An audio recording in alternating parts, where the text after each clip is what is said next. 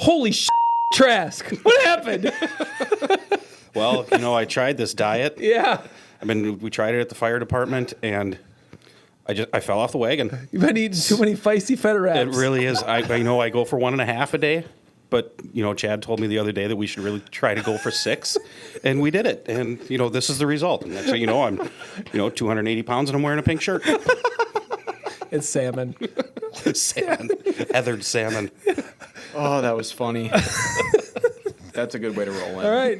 And we're back. Now Another we're in. dimension. Yeah. Welcome, everybody. Yeah. I'm Quinn. That's I'm Chad. Chad. I'm Taylor. Taylor. So Trask is out this week. Yep. Chad is in. And Yep. Chad's new to the chair right there, but not new to here. It's a really nice padded chair. It's way better than mine. You gotta Don't see get about any moving these. ideas. We've talked about Chad numerous times on here. Chad, pretty much the point man in the operations area out there. Mm-hmm. So, awesome. Thanks for volunteering. Yeah, absolutely. It's a holiday weekend, and why not? Everything's wrapped up. It's only 3 o'clock, 3:30, something like that. So it's nice when We're it's an hour a short ahead day. of when Trask is here, Usually. right? Yeah. Mhm. At least. That's I'm just saying. Maybe it's a sign. Maybe it's a sign. Oh man. So our last week's winner was Joe Potoff. Joe, congratulations. Stop in and see us. The question was, how many roadside inspections did we get during the Blitz? Answer was 0. And pretty cool that Joe took the time out to listen. And Yeah. Way to go, Joe. Yeah. Thanks for actually listening to the Yeah. question and what was going on in the podcast. Joe's probably going to bring us pizza, I sure hope so. right? I think that's fair for a sweatshirt. I would think so. Oh, man. So we don't really have a topic. What do you want to talk about? I don't know. Life? You want some vocab? Yeah. Sure, let's do vocab. Toothpicks. Toothpicks. I think I know this one. I'm going to say those are the springtime construction cones that are just the really small ones. That's not bad. I'm going to A say. really good guess, but no. Yeah. I have another like idea, that. too. Go ahead. Well, as Sean would call it, it's Dundage. Dunnage? Dunnage. Nope. Dunnage. Nope. That's not bad either. I'm going to say logs. Yep. Hauling logs. Load of lumber.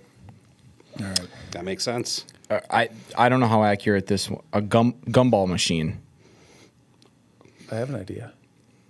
Now, in regards to the answer, like think of like when you're a kid and you're doing a gumball machine or you're putting a quarter in, like just think about it. Like it might do something when you put the quarter in and the gum's coming out.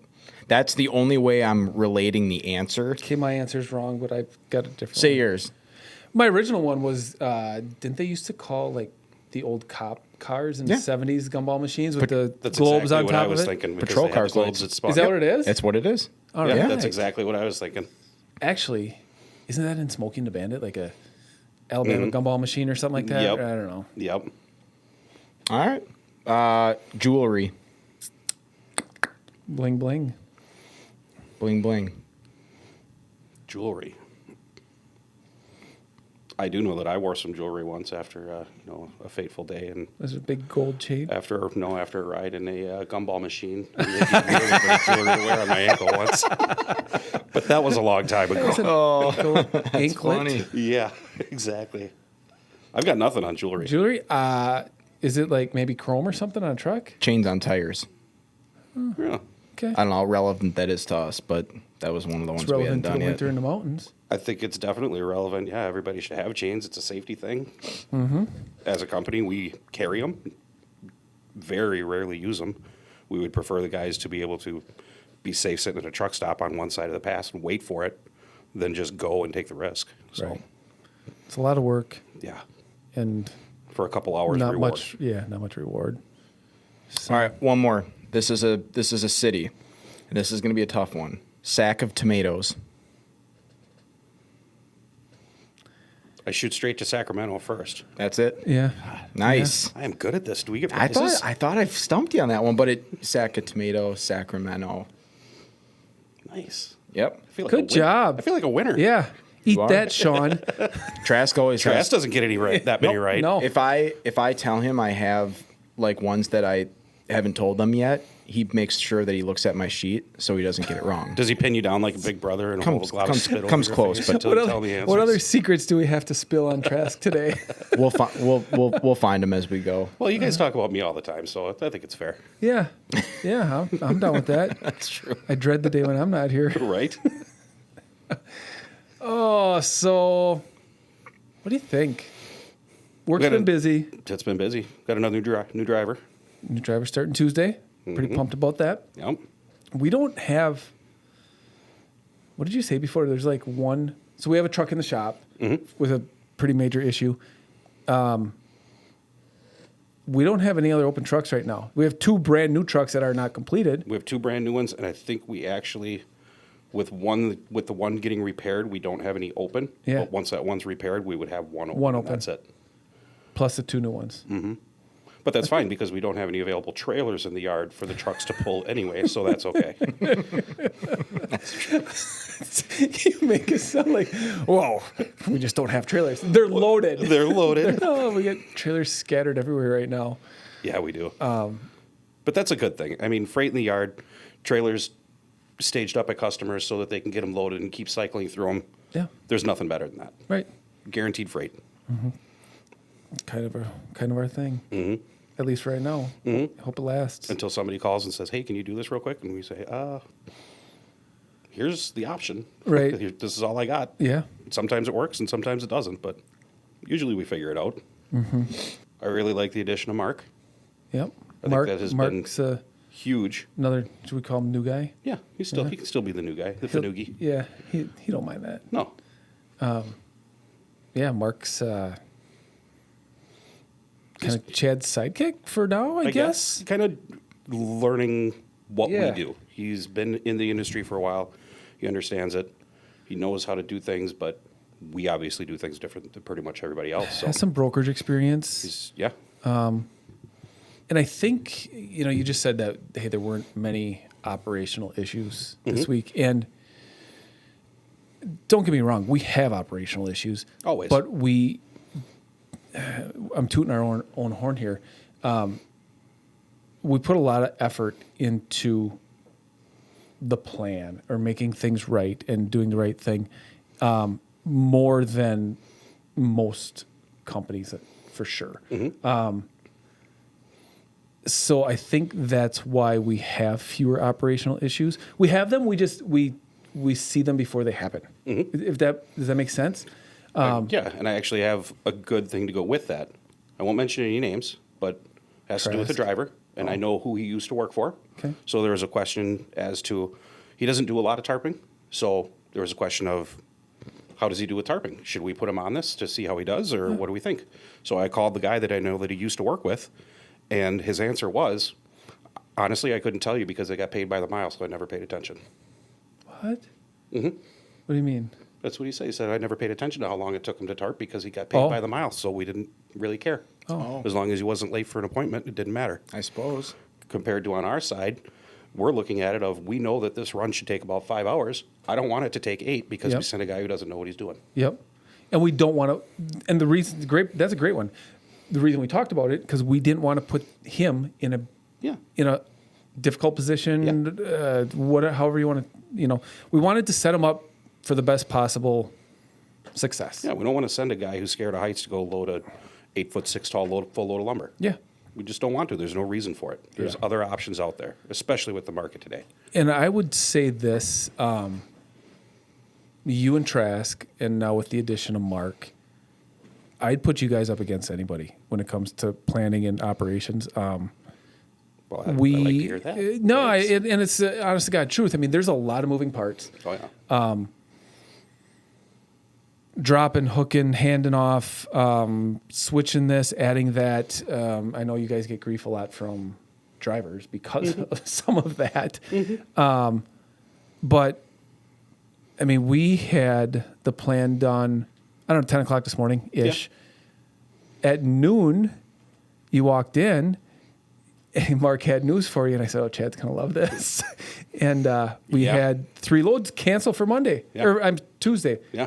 Well, back to the drawing board, and it was fixed in no time. But being able to deal with that and keeping it all straight is a pretty big task and accomplishment when it goes right. So Yeah. I mean, props to you guys. We've created a lot of tools for ourselves by way of just simple spreadsheets and things that we use throughout every day, constantly. They're like our Bible.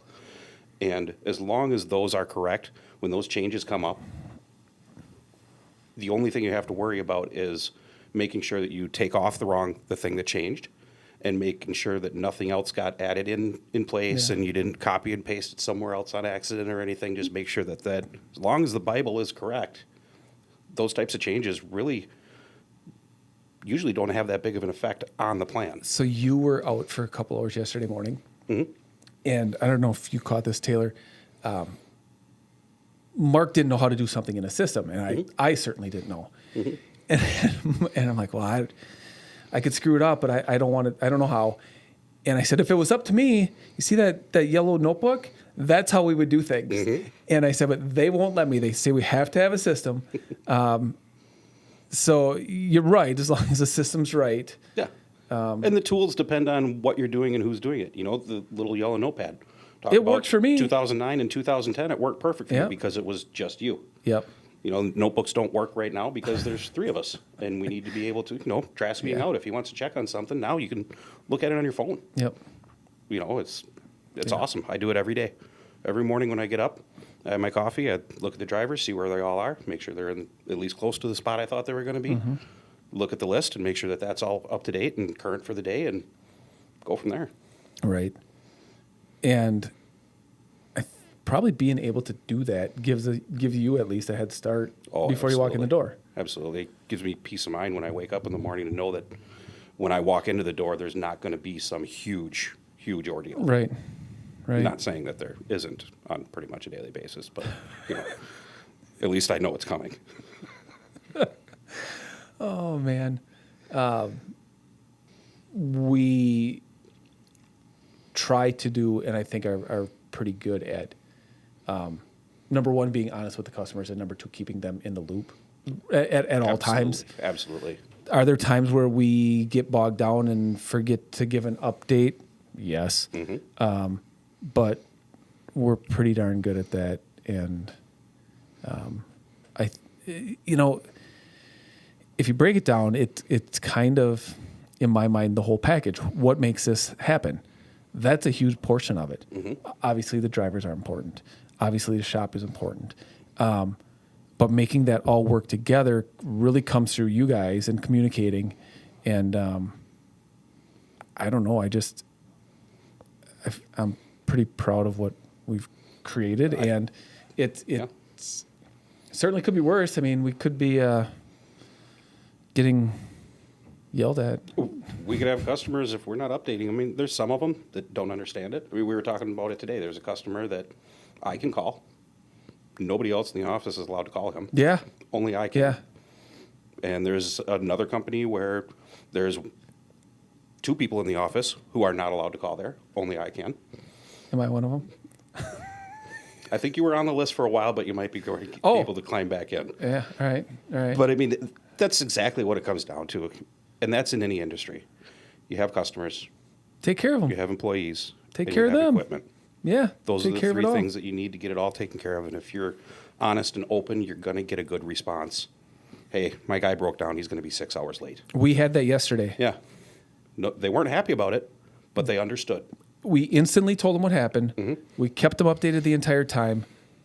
It was a fairly quick fix, and we still made delivery before we actually needed to, right? I mean, we're still... Yep. For the customer that only I'm allowed to talk to, I wasn't here, and I didn't know the driver was broke down until after it was already fixed and taken care of, and they knew about it. Yeah. So that says something for the team as a whole, not just the operations part or the shop or anything. Yeah. Anybody being able to step in and say, this is what we need to do. Let's just do it. Just because that person isn't here doesn't mean it doesn't need to get done. Next man up, right? Yeah, absolutely. We had that situation this week. I mean, Trask is out. We had another driver with an injury. We had 2 other people that were out. So next man up. Yeah, Not to discriminate, next person up, I guess. that's true. Yeah. Next person. But that's cool to see. Yeah. It sometimes nerve-wracking and stressful, but Being in the middle of it, it's harder. I think it's hard for me to see and appreciate how much does get done in the office on a daily basis and a weekly basis because you're in the middle of it. But sitting here and thinking about it and listening to you talk about it, it is, if you sit back and watch this stuff happen, it's awesome. it's crazy. Yeah. I would have never thought when I was a kid that, you know what, I'm going to be operations manager and a truck dispatcher when I grow up. No, you want to be a fireman. You want to be a policeman. You don't want to sit in a desk and have your eyes go bad because you're staring at 4 computer screens all day long, getting yelled at by Rough Rider truck drivers. Nobody wants that. Right. But honestly, after 10 years, I wouldn't trade it for anything. Yeah, it's fun. There's sucks at times, but it's fun. There's a game involved no matter what you're doing, who you're talking to, be it a broker, be it a customer, be it a driver, and it's a blast. And that's where you have to, and you do a great job. I think as a whole, everybody's pretty good at it. You gotta be firm, but you also gotta take the licks when they come, and then you also gotta move on. I tell usually drivers, they don't. I'm hard on you guys, and I know that at times. So I feel bad about that. I'm hoping I'm doing it to help do something better. But you guys flip it. All right. Yep. Let's do it. All right. Next. And I think as a whole, any one of us could tell, and you guys to me too, and it's been done. Go screw yourself. And then in the next breath is, all right, that's over. What do we need to do? Yeah. That pretty much happens every day. Yeah. But that's rare. Being the guy that's in the room that hears everything and isn't involved at all, it's impressive how organized you guys stay with how much everything changes in a matter of minutes. I tune in and I listen just to hear what's going on and stuff. And it's the most productive work environment I've ever been in terms of like with all the shit that happens, and I'll bleep that, don't worry. Like you guys handle it really well, and it just seems to be like, okay, what do we got to do to fix it? And then within a matter of minutes, it seems like you guys are on task to get it done. And the other thing is, okay, you've got that handled, but this call has to be made too right now. Who can do that? Yeah. Yeah, it's So many people use the term delegation of authority. We don't really have a line of authority. It's not Quinn tells Trask to do this, and then Trask has this person do that. The line's like this. Chad has this person do that. The line is straight across. And if Quinn's out and about somewhere and he calls up and says, well, why did you guys do it this way? I wouldn't have done it that way. This is what I would have done. Well, you're not here. You don't see this. So there's more to the story. There's more to the story. So to be able to explain that in a way that you understand, even if we wait till you get back, it's always something that is either, okay, yep, I didn't know that, so that makes sense, or, well, that's true, but I still think if you would have done this, then you would have had this outcome, and it could be something that we didn't see that is going to be affected 2 to 3 days down the road. Yep. There's always that. There's always something to learn. There's always no one person can do something like this. For all of us. Because without another perspective on what you're looking at, there's no way for someone to be able to look outside of the box because it's just too easy to get stuck in it. That's when what you're doing this. Like Mark knows the industry, but doesn't know how we operate fully yet. Yeah. So for him to ask questions is great because it's just another set of eyes with a different way of thinking that may trigger something and say, oh yeah, we could do that. Yeah. There's a lot of places that say they operate like the way you just like the straight line versus the delegation, but I think few really follow through with it. I think a lot of times an owner or somebody in that position, there's just a sense of ego, I think a lot of times, and there's just none of that here. I've never gotten a sense of that here like at all, and I think that's pretty rare nowadays, at least in my opinion.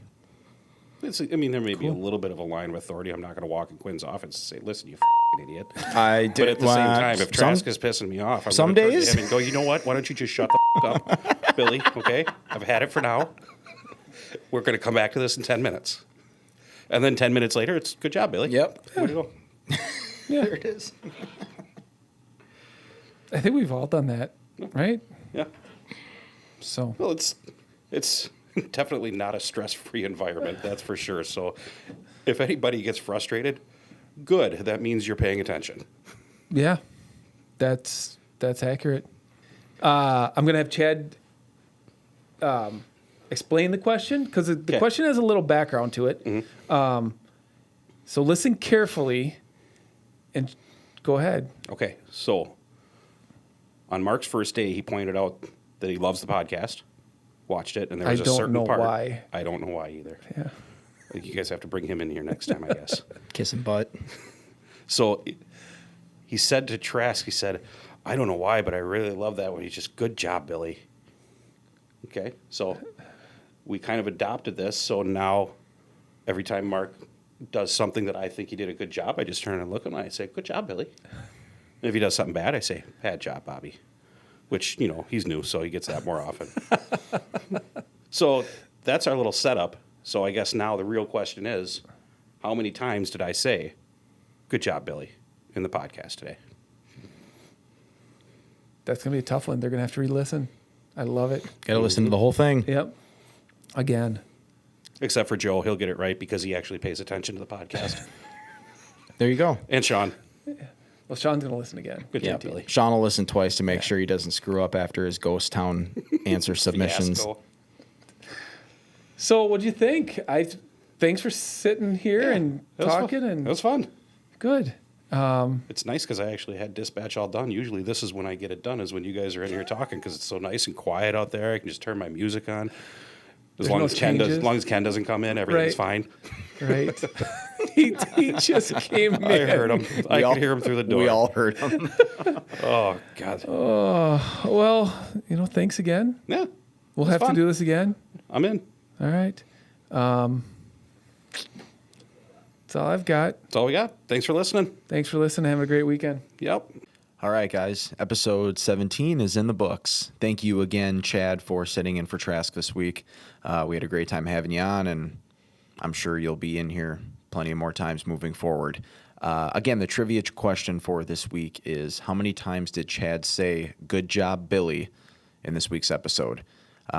Post your answer to any of our social media pages on the YouTube channel. And then, again, we collect all those answers and pick a winner each week and send you a little prize. So other than that, not a whole lot going on. Of course, we're still looking for flatbed drivers. So anyone looking for a new career opportunity, if you know somebody who drives and might be looking for a fresh start, have them give us a call. We're always looking for drivers.